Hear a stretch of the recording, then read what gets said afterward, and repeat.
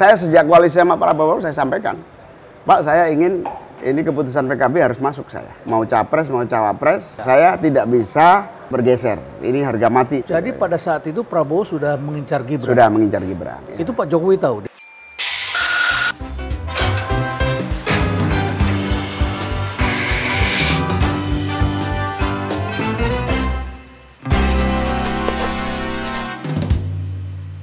Caimin, ya, selamat datang di Rumah Perubahan. Terima kasih Pak Renal mengundang saya ini. Wah, kehormatan buat saya. Sombong. Lama sekali kita janjian. Maklum saya. Sekarang jadi orang terkenal ini. 2 bulan keliling nggak berhenti. Gitu ya. Ya, tapi senang sekali melihat Caimin sekarang. Dan kemudian sekarang masuk dalam koalisi perubahan. Mirip-mirip nih namanya. Mirip-mirip ternyata. Saya ternyata ikut Pak Renal ini perubahan.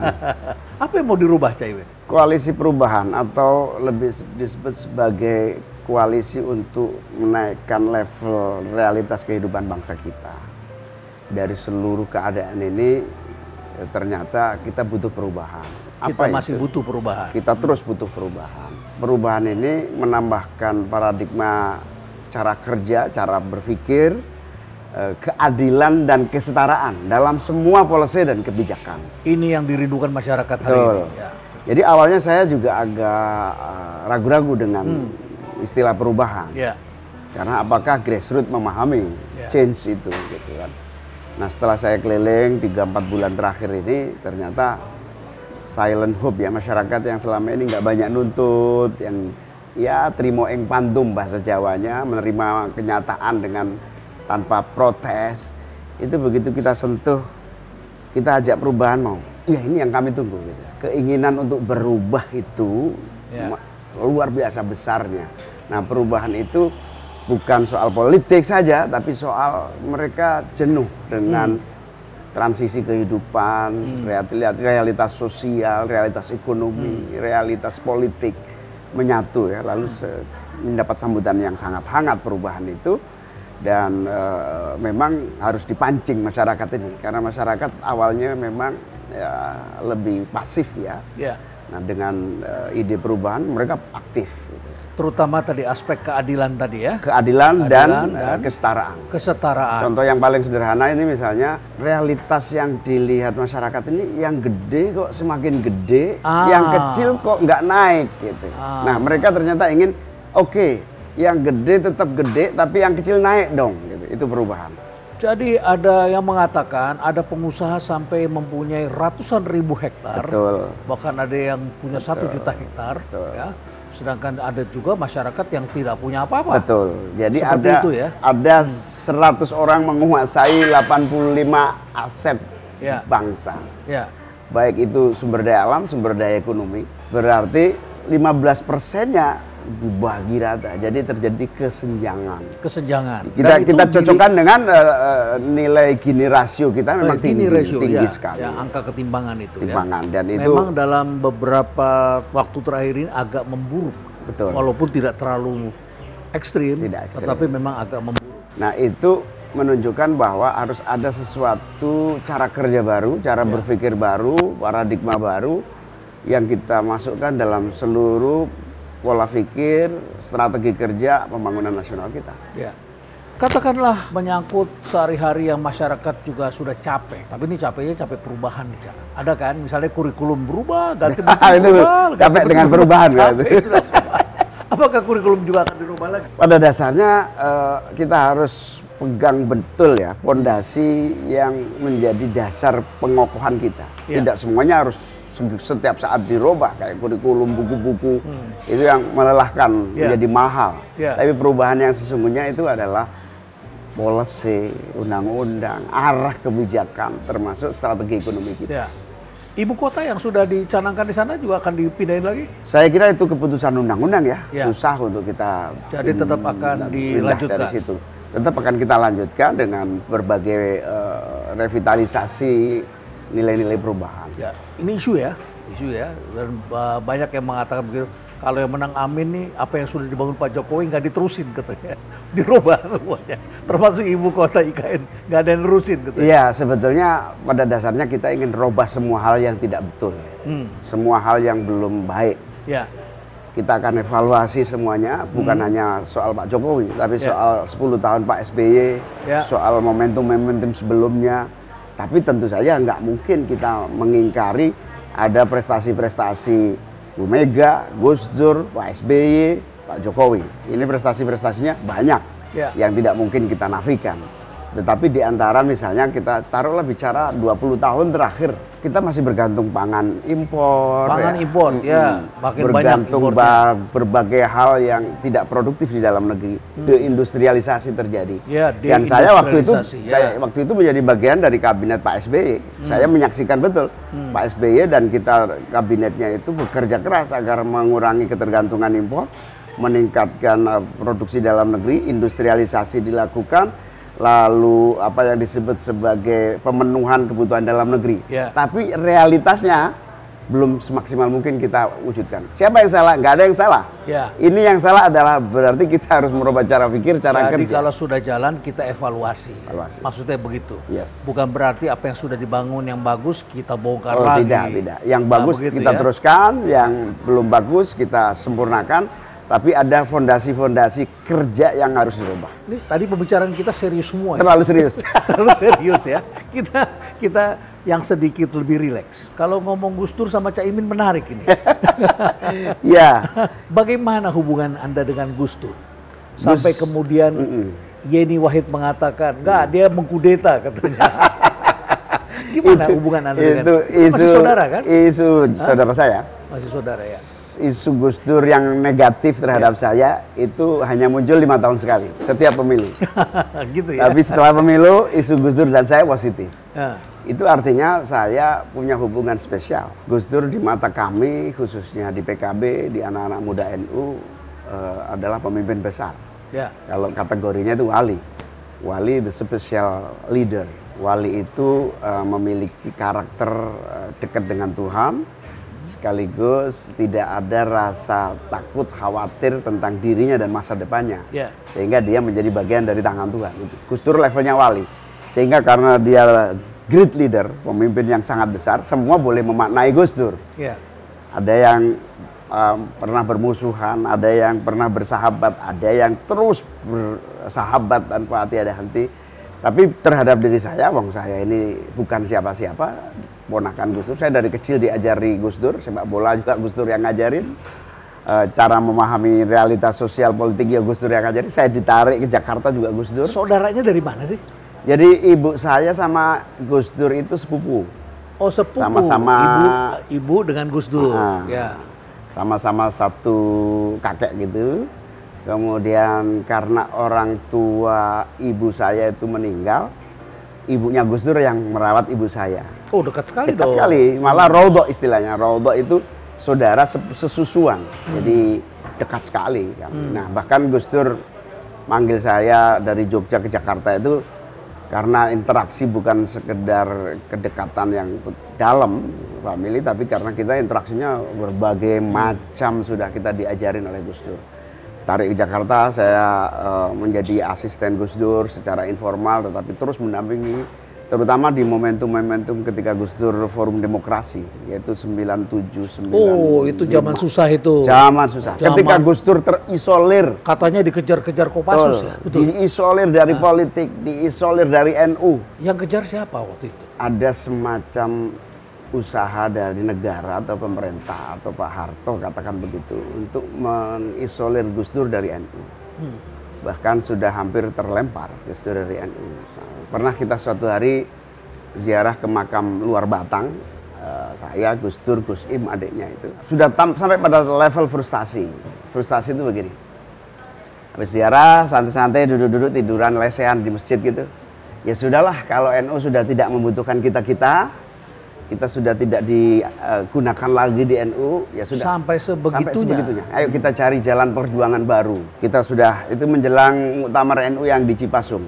Ya sudah, kita cari jalan perjuangan baru. Kayaknya kita sudah terusir dari NU. Sudah level itu saya mendampingi Gus Dur. Itu sudah transformasi? Belum? Belum, jauh sebelum itu. Ya, jadi Pak Harto belum jatuh ya? Belum jatuh, masih kuat-kuatnya Pak Harto. Dikejar tentara? Iya, terus akhirnya kita punya inisiatif bikin Forum Demokrasi, saya ikut semua di situ. Saya masih anak-anak, saya masih asisten yang tidak jelas gitulah kira-kira. Tapi saya menyaksikan dan mengikuti pembelajaran yang sangat baik. Forum demokrasi yang Gus Dur bangun melalui kajian-kajian serta gerakan-gerakan penyadaran masyarakat, akhirnya melahirkan reformasi menjadi kekuatan yang luar biasa. Ya, waktu itu masih ada kalau tidak salah Kang Muslim ya?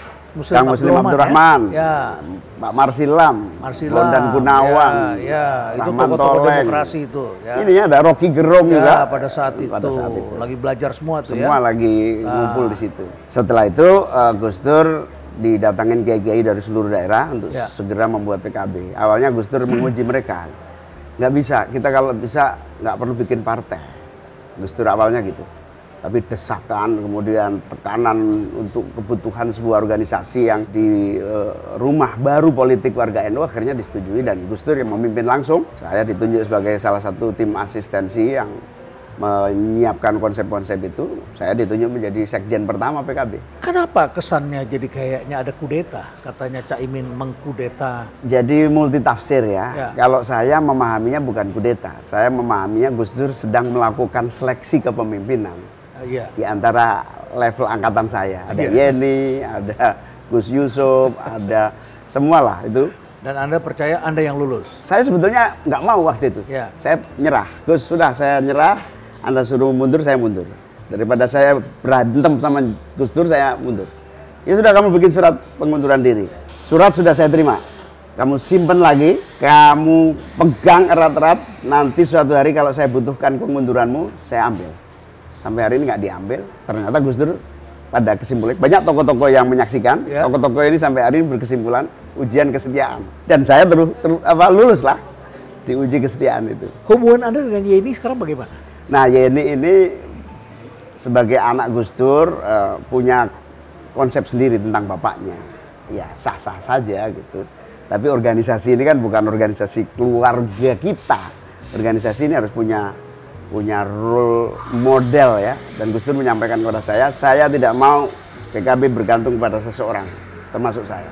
Baik, kita bikin lebih santai lagi. Yes. Kelihatannya pertanyaan tadi masih terlalu serius. Serius lagi ya. Kabarnya PKS sudah di NU kan? Betul. Gara-gara Caimin.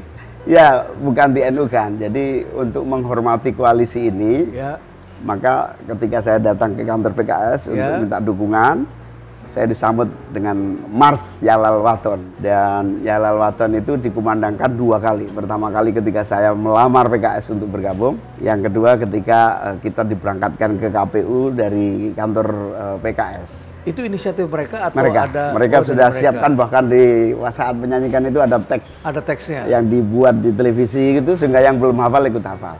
Ini menunjukkan bahwa kebersamaan ini tulus. Mari bareng-bareng. Sampai sekarang oke. Sampai sekarang alhamdulillah. Kemudian yang terjadi setelah itu kita saksikan kehadiran Caimin menaikkan elektabilitasnya Amin ini. Alhamdulillah. Ya, di Jawa Timur saya lihat juga naik. Alhamdulillah. Ya. Terus kemudian sekarang sudah mulailah merangkak naik. Kampanye-kampanyenya itu ramai sekali. Kalau lagi berkunjung, apa yang bisa disimpulkan? Jadi politik pooling ini, politik pooling ini kita bisa lihat pada 2 perspektif, Pak Renal. Yang pertama, mana ada sih orang mampu melakukan pooling dengan harga mahal tanpa ada yang membiayai. Tapi terlepas siapa yang membiayai, pooling itu harus objektif. Harus objektif. Scientific base. Scientific base. Karena itu saya masih meyakini mereka objektif dalam konteks perspektif, cara ambil angle sampel dan pertanyaan. Nah, saya melihat, misalnya saya tidak pernah dari tahun lalu, saya di Jawa Timur hasil semua pooling jelek. Padahal saya tiap hari di Jawa Timur, PKB terbesar di Jawa Timur, kemudian fakta-fakta sehari-hari. Semua pendukung itu rata-rata akan masuk ke sini. Betul. Ternyata tahun lalu saya selalu jelek, baik cawapres maupun capres. Saya nggak terima. Saya lakukan survei secara mandiri. Dengan perangkat yang teruji, objektivitasnya, saya minta EF untuk menjaga tertutup rahasia EF, ini kamu tutup, kamu jaga. Saya minta objektif. Alhamdulillah, ternyata survei objektifnya 3 capres, Ganjar, Prabowo, saya, itu 3 besar. Yang lain jauh. Itu artinya sebagai apa? capres ya? Sebagai capres. Ya. Sebagai cawapres saya lebih tinggi lagi. Hmm. Nah, itu artinya cara pandang, perspektif di Jawa Timur dan nasional saya kira.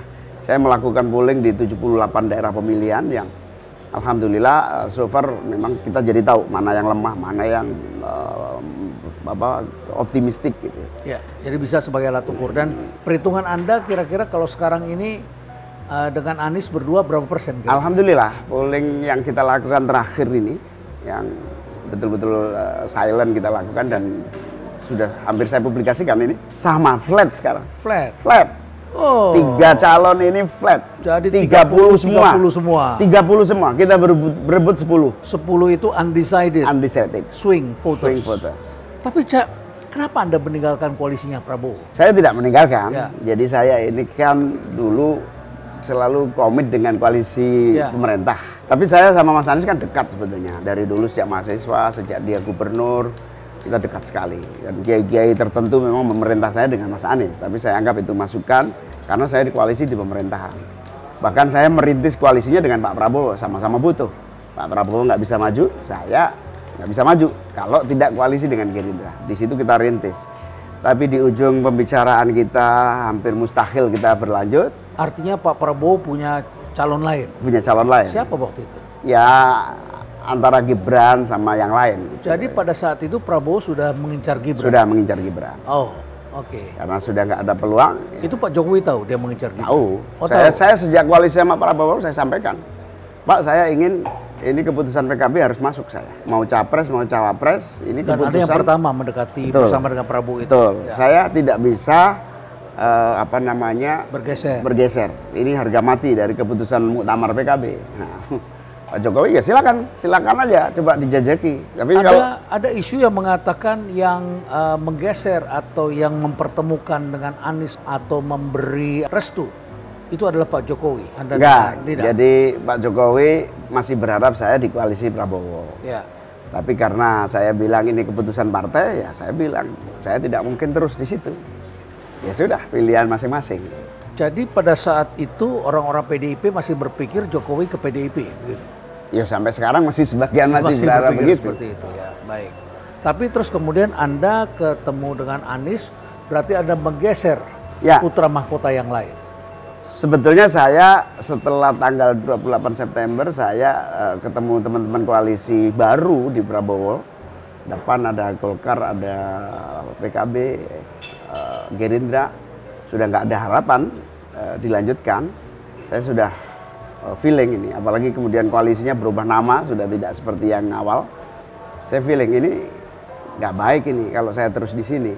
Nah, tanggal 29-nya saya ketemu Pak Surya Paloh. Ya. Di situ ngobrol-ngobrol langsung cocok. Dan ya mereka sudah. sendiri sedang stuck di sana ya. Ternyata saya bukan merebut Anies dari koalisi lama. Ya. Sama hal yang sama tanggal 28 itu mereka stuck, 28 deadlock bahkan berhenti total, bahkan pecah.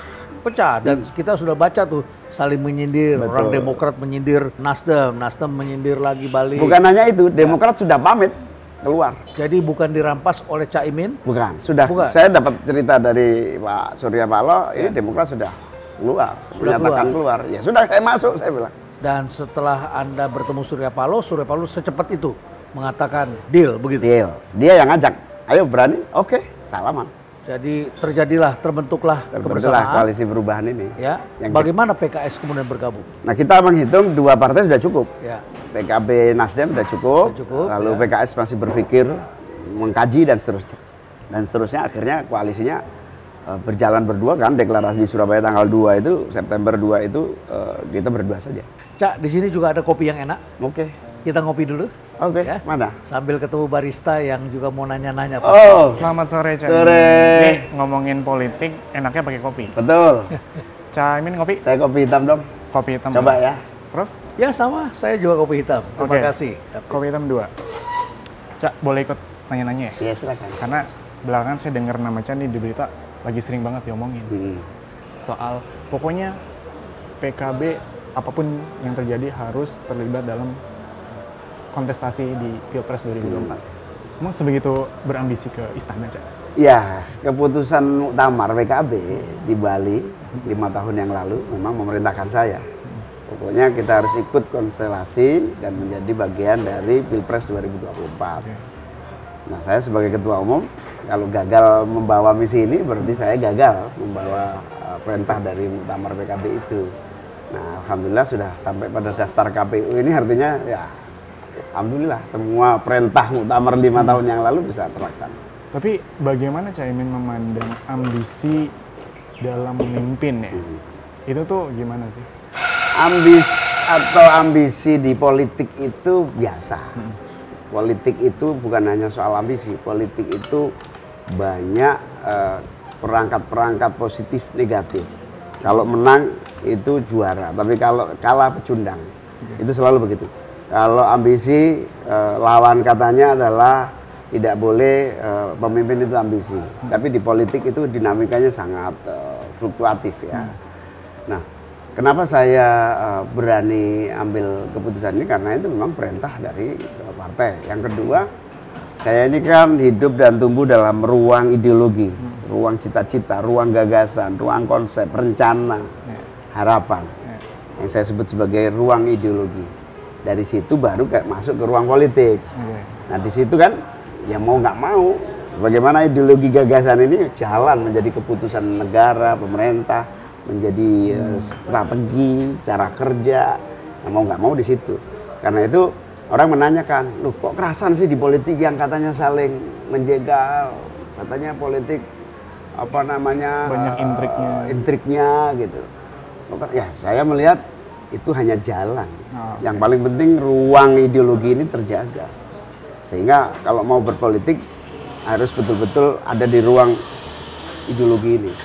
Supaya ruang ideologi itu apa sih? Ya, soal humanisme, soal keislaman, soal kemanusiaan, soal pembukaan Undang-Undang Dasar 45. Nah, kalau mau tahu ideologi saya itu, pembukaan Undang-Undang Dasar 1945. Di situ harus diperjuangkan melalui politik. Soal politik ini begini, begitu, perkembangan bagaimana, itu hanya bagian saja dari ruang ideologi ini. Oke, berarti ambisi dalam politik itu sah-sah aja karena bagian dari... Memang tidak ada pilihan. Kalau kita yang punya ideologi ini nggak ambil peran di situ, ya yang berperan siapa? Orang lain. Dan belakangan kan, kalau saya nonton di berita, ini terjadi plot twist nih, Cak. Apa itu plot twist? Jadi yang saya kira, wah ini Caimin akan jadi wakil Pak Prabowo nih. Oh iya. Ternyata enggak. Plot ya. Terus berikutnya kebetulan Pak Prabowo juga begitu, plot twist, dan memilih yang kalangan muda nih, Mas Gibran. Ya. Itu akan ngubah peta kompetisinya dari sisi pasangan Amin nggak nih dengan itu? Dan gimana tanggapan Caimin masuknya Mas Gibran dalam kontestasi? Ya, kita sudah memprediksi bakal terjadi seperti ini. Oke, terima kasih. Saya sudah sejak awal tahu akan terjadi seperti ini karena saya ikut dalam proses itu. Nah, dalam posisi konstelasi ini bukan baru, artinya sudah bisa kita lihat dari awal yang dirintis oleh Pak Prabowo sampai pada Gibran. Nah, tetapi setelah saya bersepakat sama Mas Anies sejak awal, kita sudah menghitung kita harus siap menghadapi siapapun kompetitor kita, siapapun lawan kita.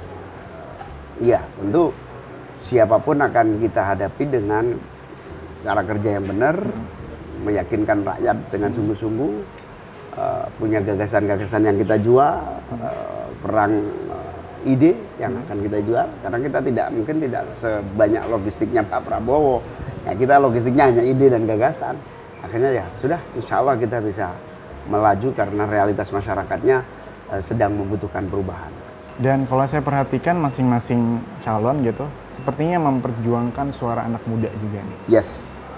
Emang seberapa signifikan, Cak? Artinya ketika ini kalau anak muda dapat nih memenangkan pemilu di 2024. Dapatnya di Caiminnya atau dapatnya di Anies? Nah, itu itu juga menarik. Ya. Sebetulnya anak muda ini memang 50% lebih pemilih yang akan muncul di 2024 nanti. Sehingga anak muda ini harus dipahami betul. Ya, 104 juta atau 106 juta begitu. Karakternya, cara berpikirnya. Muda itu menurut saya bukan usia. Tapi muda itu dalam konteks cara memahami masalah, cara memilih model, cara memilih pilihan kepemimpinan di situ. Makanya kita harus bisa menawarkan gagasan yang cerdas, ide-ide yang komprehensif, kemudian tujuan yang jelas. Jadi bukan sekedar karena pikiran-pikiran pribadi gitu, enggak. Kita harus betul-betul bisa menjual. Contoh yang paling sederhana, bagaimana kaum muda sekarang betul-betul kita buatkan ruang yang lebih terbuka untuk mendapatkan pekerjaan yang baik.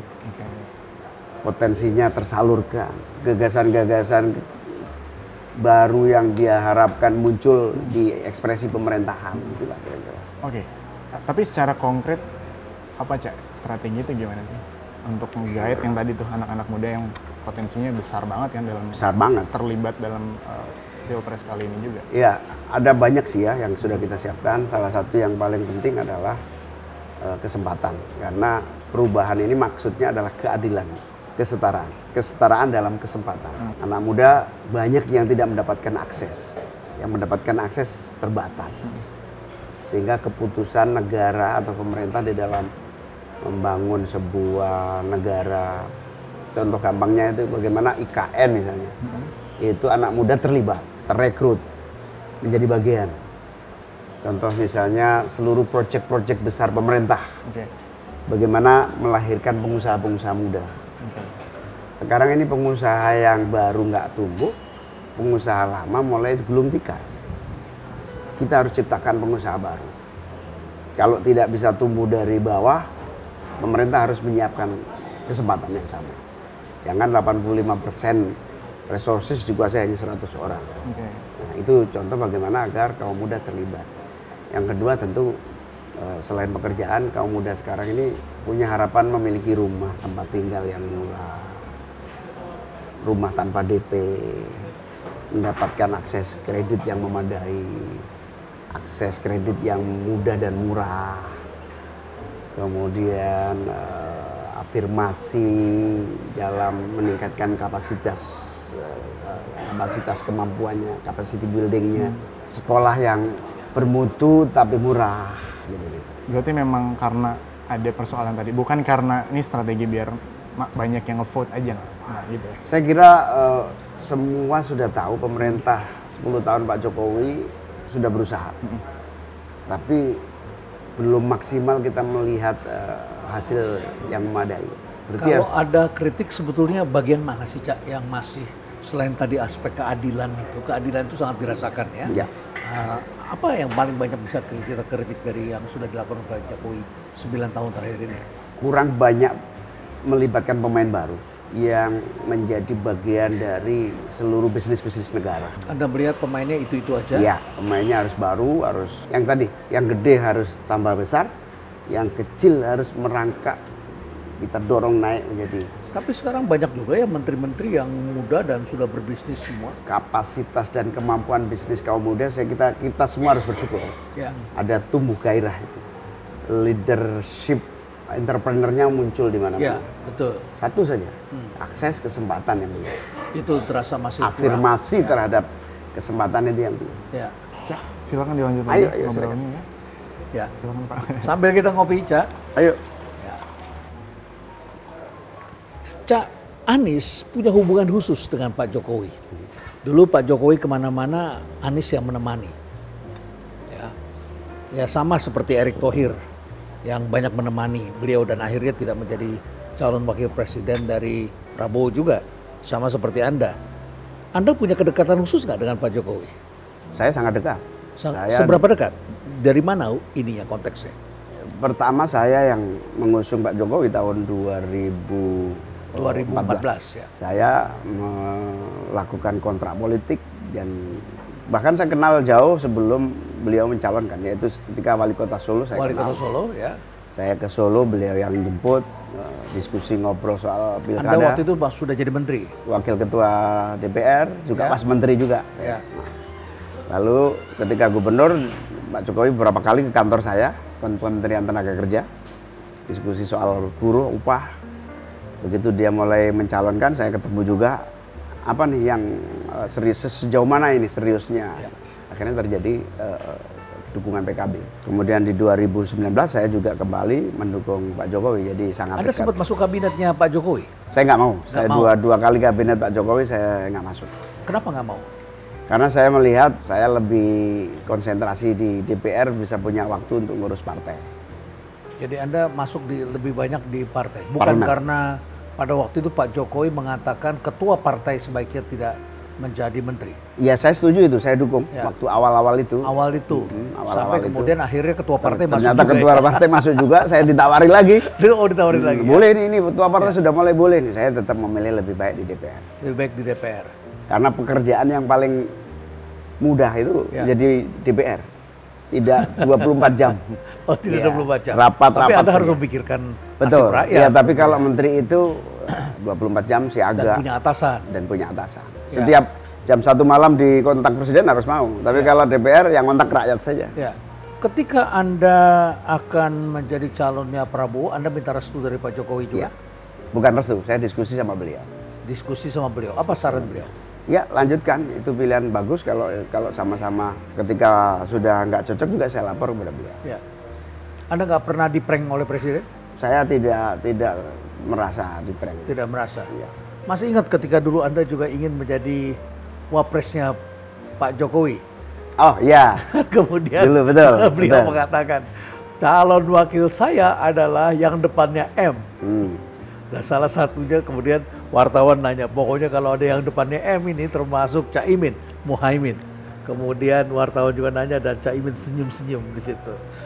Ya saya sudah tahu Pak Jokowi nggak memilih saya itu sudah Ya. sejak saya mulai kontrak koalisi. Beliau bilang kayaknya enggak ini. Oh, beliau sudah menyampaikan, Sudah kayaknya enggak. Kayaknya enggak. Karena ada Mahfud waktu itu. Ya. Ada Mahfud. Dan Anda tidak setuju. Saya sudah setuju, malah nggak jadi. Oh, Anda sudah setuju juga sebenarnya? sempat akhirnya di ujung. Ya. Ya ayo silahkan Pak, kita diskusikan. Ya. Jadi Anda sama Pak Mahfud nggak ada rivalitas, nggak ada masalah? Nggak ada masalah. Nggak ada masalah ya? Nggak ada masalah. Walaupun sama-sama M. Sama-sama M. Ternyata Sama-sama yang terpilih juga M. Ma'ruf Amin. Ma'ruf Amin. Tapi banyak sekali ya. Presiden pandai sekali ya. Menyebut yang depannya M. Ya tentu Ma'ruf Amin depannya M. Tapi selain Anda ada Muldoko, ada Mahfud, ada Ma'ruf Amin, Amin. ada Muhaimin. siapa lagi? Muhaimin. Itu bukan prank ya? Bukan, dia udah kasih tahu saya. Sudah siapa. kasih tahu. Ya, dan Anda ikhlas menerima. Nggak ada masalah. Tapi Ya. saya memang minta syarat. Kalau bisa wakilnya harus NU Pak. Siapapun yang Anda pilih, tapi Anda saya minta minta dari NU. Ya. Tapi di lain pihak kita membaca statement Ketua NU seakan-akan ditujukan kepada Muhaimin. Yang NU yang kapan? Yang belum lama ini, yang sekarang yang ini, sekarang, ya? yang sekarang ini mengatakan jangan mengklaim NU tidak memberikan dukungan. Ya, Apa yang Anda baca? Saya kira itu wajar aja. Wajar itu saja. sebetulnya statement umum ya. PBNU tidak boleh terlibat di dalam Pilpres. Ya, Saya kira itu statement normatif yang kebetulan posisi saya sangat aktif sehingga seolah-olah ditujukan kepada saya. Tapi saya setuju sih. Sebetulnya sejak awal saya dipisahkan setuju. sebagai Nggak lembaga ada masalah. ormas ini dengan partai PBNU beda. harus begitu. Ya. Karena kalau sudah ikut terlibat Pilpres, kasihan. ya. Apa gunanya partai politik? Baik, Cak. Kemudian Anda bertemu Surya Paloh. Di situ ada restu Jokowi? Nggak. Nggak ada. Begitu saya memutuskan ke Mas Anies, karena waktunya pendek, Ya, 3 waktu hari, pendek, ya. saya tidak memiliki kesempatan untuk konsultasi sama Presiden. Ya. Tapi saya pesan kepada para staf Presiden, sampaikan bahwa ini pilihan saya karena saya harus menjalankan amanat partai. Ya sempat kaget katanya, kenapa tiba-tiba? Ya saya juga shock, saya sendiri juga kaget. Ini pilihan yang memang mendadak saya bilang. Ini cerik sekali ya. Apa seperti zaman dulu tuh, kalau zaman Pak Harto itu ada seorang menteri luar negeri namanya Adam Malik. Ya, orangnya gesit, lincah, tapi dia dalam diplomasi tentunya. Adalah seorang tokoh politik yang lincah begitu ya. Anda mengambil langkah begitu cepat dan setelah itu kita melihat ternyata Anda mendapatkan mitra yang juga sedang membutuhkan Anda Iya. di situ. Dan chemistry-nya ternyata cocok sekali. Cocok. Karena sudah lama menjadi kawan kan. Dan dengan Anies seberapa dekat Anda? Jadi sama-sama mahasiswa dulu di Gajah Mada. Ya. Kita gerak di 2 lini, gerakan pemikiran sama pers mahasiswa. Ya, tambah satu demo sebetulnya, demo-demo anti Orde Baru. Kita bergerak yang sama, dia aktif di HMI, saya di PMI. Nah, setelah Pak Harto jatuh, dia kuliah ke Amerika, saya masih aktif di berbagai kegiatan di Jakarta. Dan ketika nyalon gubernur, saya pamit sama dia. Dia telepon saya minta dukungan, saya bilang, waduh, sorry nih, saya sudah terlanjur di koalisi pemerintah, nggak mungkin saya dukung Anda. Ya sudah, akhirnya dia maju menang. Begitu dia menang, PKB DKI saya panggil. Kamu harus dukung Anies penuh sampai sesukses-suksesnya menjadi gubernur. Karena memang kedekatan saya sama dia. Ya, takdir kemudian mempertemukan kembali. Ya kalau saya cocok sama Pak Prabowo nggak jadi ketemu Anies. Takdirnya saya nggak cocok gitu kan. Dan sekarang Anda berkompetisi dengan Prabowo. Ya. Baik, kemudian ada satu pertanyaan publik. Kenapa tim pemenangannya Amin ini belum diumumkan sampai hari ini? Ya sebetulnya ini proses biasa, menjadi bagian dari proses pematangan ya.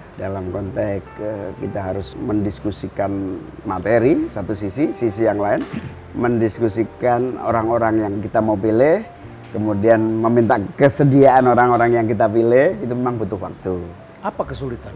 Sebetulnya nggak ada kesulitan, proses biasa saja. Proses menunggu kesediaan dan kemauan banyak tokoh-tokoh. Siapa ketuanya kira-kira? Iya, nanti kita akan umumkan minggu depan kira-kira.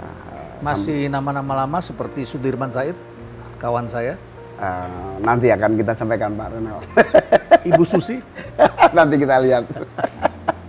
Nanti kalau saya omongkan, saya dimarahin teman-teman karena masih digodok dan belum selesai. Pak JK masih bersama? Alhamdulillah sampai hari ini Pak JK masih terus memberi nasihat ya. Memberi nasihat. Terus menjadi bagian dari diskusi-diskusi kita. Ya. Cak, belakangan juga terjadi perubahan konstelasi. Terutama sejak ada isu mengenai mahkamah keluarga. Oh iya. Apa tanggapan Anda? Saya sangat kaget juga begitu kerasnya perlawanan terhadap MK ini. Bahkan yang tidak terduga adalah bagaimana tokoh sebesar Mas Gunawan Muhammad sampai kemudian turun gunung lagi, siap menjadi pasukan tempur untuk memperjuangkan perlawanan terhadap itu MK. civil society, gerakan civil society di dalam. Saya juga terkaget-kaget sebesar ini ternyata. Saya dengar dari seseorang yang pegang big data, sentimen negatifnya sempat mencapai di atas 90%.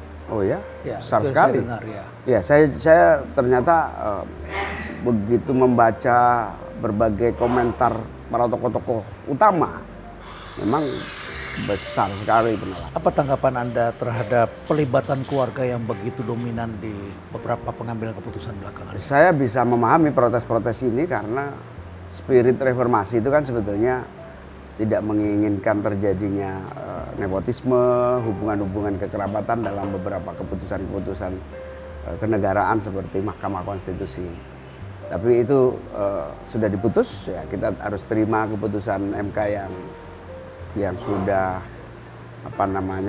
bersifat final dan mengikat. Tapi saya tidak tahu hari ini keputusan MK. Ya hari ini. Hari ini. Ya. Saya belum Ketika dengar. kita menayangkan ini, mungkin itu sudah diputuskan. Sudah diputuskan. Ya. Saya belum tahu apa hasilnya. Kita tunggu saja. Cak, tapi kelihatannya dari statement Anda, kelihatannya pelibatan keluarga dalam politik oke-oke aja. Kalau saya dengar nada suaranya, kelihatannya begitu. Sebetulnya saya menahan diri. Menahan diri. Karena saya menjadi kompetitornya. Menjadi kompetitor. Bukan karena Anda juga ada dinastinya juga. Ada pelibatan keluarga juga. Saya benar-benar karena tidak enak sebagai kompetitor mengomentari lawan. Kalau dinasti di politik keluarga kami ini tidak sampai merauk di luar internal kami, internal sekali. Jadi tidak sampai menduduki posisi-posisi dalam struktural yang kemudian saling berbenturan satu sama lain kepentingan. Ya. Internal, lebih banyak internal lah. Tapi kalau ada bahkan internal kita juga kompetisinya keras. Sama sepupu keras, sama paman keras, itu biasa. Biasa begitu. Dari dulu. Kakek buyut saya, Mbak Bisri Sansuri, itu bertempur setiap hari dengan kakek buyut saya satunya Mbak Wahab Hasbullah. Itu sudah sampai pada kira-kira hampir nggak ngomong soal misalnya apakah NU masuk DPR GR bikinan Bung Karno atau tidak. Mbak Bisri melihat haram. Karena DPR GR bikinan Bung Karno itu DPR GR yang tidak dipilih oleh rakyat. Tapi Mbak Wahab bilang harus masuk, karena kalau nggak masuk kita nggak bisa ikut mewarnai. Berdebat sampai keras, Secara keras publik sekali. keras, ya. Gus Dur dengan pamannya, Kiai Yusuf Hashim, keras benturannya. Sampai Gus Dur dilarang berziarah ke makam bapaknya, ditutup pintunya. Saking kerasnya. Nah itu biasa, internal kami konflik perbedaan itu olahraga di internal kami. Pusing masyarakat ini melihat drama Korea seperti Drama ini. Korea keluarga. Tapi itulah yang mendewasakan kita. Ya, Cak, juga menarik soal Palestina. Yes. Anda kemudian membuat statement ingin mendamaikan Israel dengan Palestina. Gimana mendamaikannya? Saya mendengar info-info dari Palestina, dari berbagai teman-teman di luar negeri. Sudah kita tidak bisa harapkan lagi PBB, sudah tidak bisa kita harapkan lagi OKI, Organisasi Kerjasama Islam. Sudah tidak bisa kita harapkan lagi negara-negara di sekitar Palestina.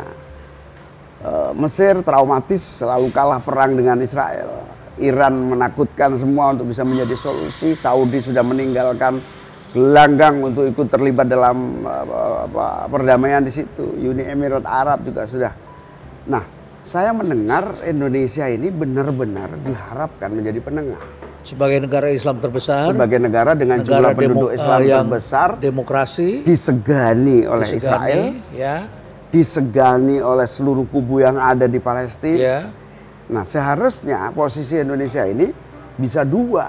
Satu pemerintah, yang kedua civil society, kekuatan umat Islam. Nah, dua ini bisa sekalian bareng. Saya senang sekali di Monas kemarin bergabunglah kekuatan Islam dengan pemerintah ya. dalam satu event yang belum pernah terjadi. Saya bersyukur sekali itu bahwa pemerintah dan masyarakat Muslim yang pro Palestina menjadi satu kesatuan. Ini embrio bagus untuk mengatasi sana. Nah, kita bisa menggunakan peran Indonesia. Pak Jokowi kan pernah ke Rusia dan ke Ukraina untuk mencoba menjadi penengah.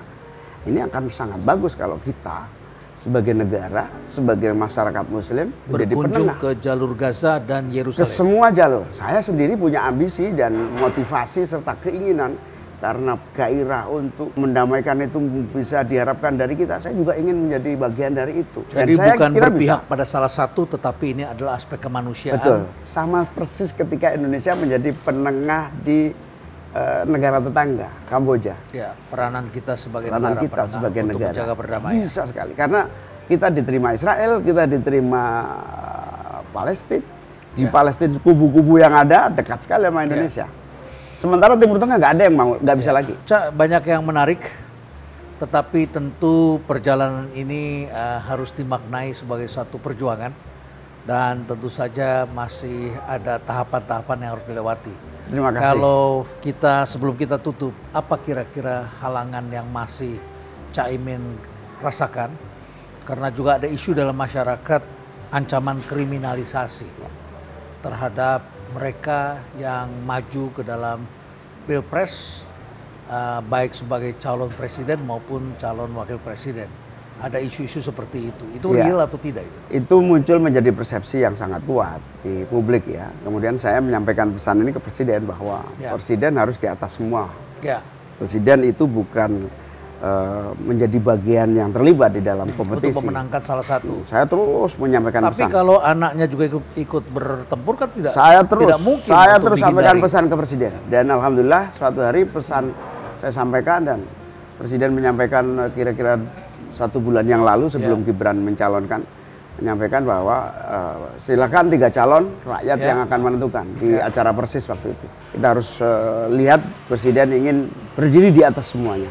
Nah kemudian momentum yang kedua ini, loh ada Gibran, bagaimana bisa membedakan antara presiden di atas semuanya dengan hubungan anak bapak? Karena saya melihat hubungan anak bapak itu refleks, ya nggak bisa dielakkan, refleks. Nah tentu kita bersyukur tiba-tiba seluruh capres diundang di istana, Mas Anies. Setelah itu Anda juga diundang ke kantor Wapres. Itu menjadi momentum buat kita bahwa kita harus sayangi presiden kita untuk benar-benar berdiri di atas semua kontestan, termasuk anaknya. Kita harus ingatkan beliau terus, beliau sudah dicintai oleh semua orang, semua kelompok, termasuk semua yang berkompetisi. Kita contoh Nabi Muhammad itu menyampaikan saya akan bersikap adil termasuk kepada Fatimah anak saya. Kalau dia sampai nyuri, maka saya potong tangannya. Saya ingin terus menyampaikan itu kepada beliau-beliau, presiden dan timnya. Mari kita lakukan pemilu ini benar-benar sebagai pemilu yang membanggakan bangsa kita, bukan pemilu yang nanti menjadi bumerang bagi kita semua. Dan saya kemarin didatangi oleh Koalisi Kamera Indonesia. Saya kaget apa itu? Ternyata kekhawatiran terhadap ketidaknetralan pemerintah itu akan dijawab oleh teman-teman ini non partai. Kamera di mana-mana, pokoknya ada penyelewengan yang digunakan aparat, difoto dan diupload, kirim ke presiden. Ya. Koalisi Kamera Indonesia. Ke presiden juga diumumkan ke publik barangkali. Ya. Itu saya setuju sekali itu. Ya. Meskipun jadi kontrol publik ini adalah alat yang sangat penting. Betul. Anda sendiri pernah nggak merasa terancam kriminalisasi atau deket-deket bahaya itu? Pernah nggak? Ayo Alhamdulillah. Kok kita membacanya kayaknya Caimin. Alhamdulillah semua terlalui dengan baik. Terlalui dengan baik. Ya. Hampir saja ya. Ya, semoga lancar perjalanan ini. Terima Caimin. kasih Pak Rena. Senang sekali saya terima kasih sama-sama undang di tempat yang sangat asri ini. Tiada lain bagi seorang akademisi, saya selalu mendoakan agar bangsa ini berhasil mendapatkan pemimpin yang terbaik. Amin. Pemimpin yang terbaik adalah kontestasi yang fair. Anies dengan Imin sahabat saya. Kemudian Ganjar dengan Pak Mahfud juga sahabat saya, sahabat banyak masyarakat Indonesia. Demikian pula Prabowo bersama dengan Gibran. Ya, ini semua adalah putra-putri Indonesia. Kita harapkan terjadi kontestasi yang fair dan kita harapkan masyarakat turut mengendalikan, mengontrolnya. Kira-kira begitu ya. Terima kasih doanya Pak Rena. Doa itu harus diakhiri dengan amin. Saya selalu berkata amin. Amin. Terima kasih Caimin dan juga untuk pendukungnya Caimin. Tentu saja bersama dengan Anies ya, saya mengharapkan juga kita bisa bergandengan tangan menjaga Indonesia agar tetap bersatu dan stay relevant.